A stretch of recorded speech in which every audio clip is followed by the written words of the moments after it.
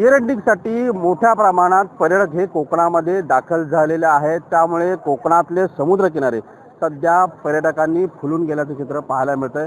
मी सध्या गणपतीपुळेच्या समुद्रकिनारे आहे आणि मोठ्या प्रमाणात या ठिकाणी पर्यटकांची गर्दी आपल्याला या ठिकाणी पाहायला मिळत आहे। गेल्या काही वर्षापासून कोकणामध्ये पर्यटक हे मोठ्या प्रमाणात येताना आपल्याला पाहायला मिळतात। राज्यभरातूनच नसेल तर देशभरातून पर्यटक हे सध्या कोकणामध्ये दाखल झालेले आपल्याला पाहायला मिळतात। कोकणाने पर्यटकांना भुरळ घातलेली आहे आणि याच समुद्रकिनाऱ्यावर पर्यटक जे आहेत ते मनमुराद आनंद लुटताना आपल्याला पाहायला मिळतात। एअरएंडिंगची सुट्टी आहे, नाताळची सुट्टी आहे, त्यामुळे अनेक पर्यटक हे सध्या कोकणामध्ये दाखल झालेले आहेत।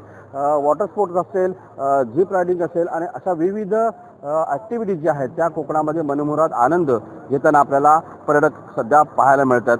या कोकणातील असेल गणपतीपुळे असेल, आरेवारे असेल, मालगुण असेल, हे समुद्रकिनारे सध्या पर्यटकांनी आपल्याला गजबजलेले जे आहे ते पाहायला मिळतात। त्यामुळे एकंदरीत गेले काही दिवस कोकणातले समुद्रकिनारे हे पर्यटकांनी फुललेले आपल्याला पाहायला मिळतात।